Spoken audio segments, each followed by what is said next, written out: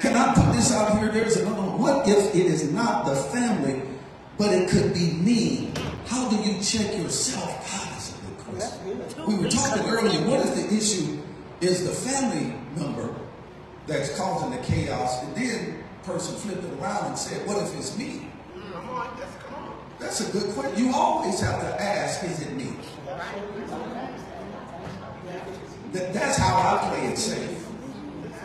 Whatever situation goes on in my life, especially if there's some sense of conflict or confusion, I always get before the Lord and I say, Lord, is it me? That's it. Remember when Jesus said to the disciples that one of you is a devil, and all of them said, is it I? Is it I? Because all of them had the potential of being the one. Yes. And you always have to ask yourself first, is it me? Yes. Come on, that's right. Because sometimes it's not always the other person. Sometimes it's your attitude. Sometimes you created the storm. Sometimes you mistreated them. Sometimes you said something the wrong way. Come on. And that's one of the most difficult things for us to do, is to say, Lord, is it I?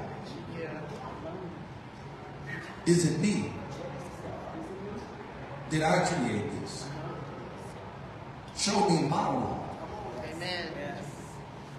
Show me how I got out of pocket. Show me how I was disrespectful, dishonorable.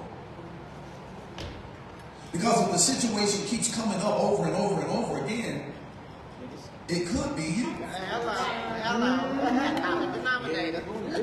Especially if it keeps coming up over and over and over again with different people. It could be you. It could be that everybody ain't lying about you. It could be that God is trying to get you to pull out the log in your own eye, rather than dwell on the speck in your neighbor's eye. So that you can come to a place of reconciliation and restoration in your relationships, and humble yourself and admit that you were wrong. Are you hearing what I'm saying?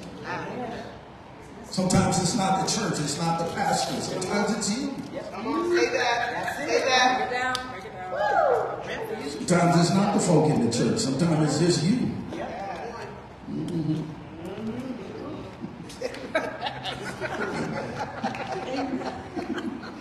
Let's end it right there.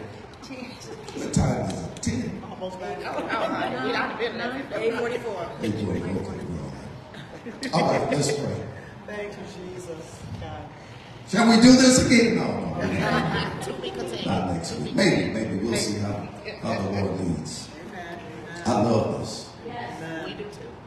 Listen, these questions are powerful. Yes. And I pray that the responses and the answers to them are just as powerful. Because you're not watching by coincidence. Come on.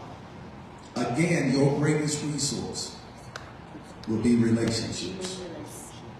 Are you good at keeping them and forming them?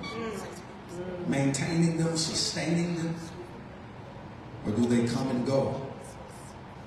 Because you have not developed the greatest skill, building relationships and loving ye one another.